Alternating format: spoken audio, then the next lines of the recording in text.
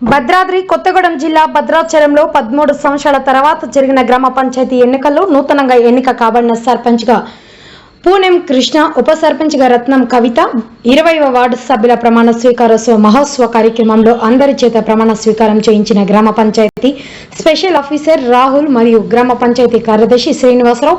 గ్రామ పంచాయతీ ఎన్నికల్లో సర్పంచ్తో పాటు 15 మంది వార్డు సభ్యులు కాంగ్రెస్ గెలవడం, మిగిలిన వారు ఇతరులు కావడం విశేషం. ప్రమాణ స్వీకారం కార్యక్రమంలో భద్రాచలం మాజీ MLA Podem Veeraiah, MLA doctor Tellam వెంకట్రావులు హాజరై అందరికీ సన్మానం నిర్వహించారు. భద్రాచలం గ్రామ పంచాయతీ అభివృద్ధిలో తమ వంతు కృషి చేస్తామని హామీ ఇచ్చిన గ్రామ పంచాయతీ సర్పంచ్ వార్డు సభ్యులు భగవంతుని పేరిట సత్యనిష్టతో ప్రమాణం చేయించున్నాను.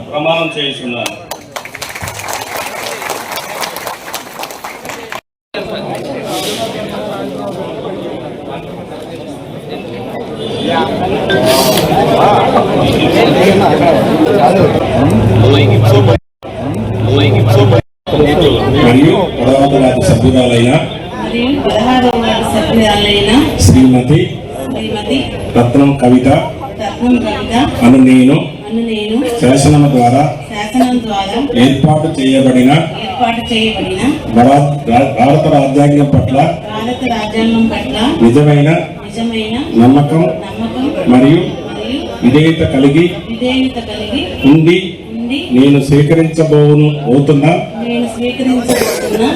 విధిని నమ్మకంగా నిర్వహించేదనని భగవంతుని పేర నిష్ఠతో ప్రమాణం చేయించున్నాను.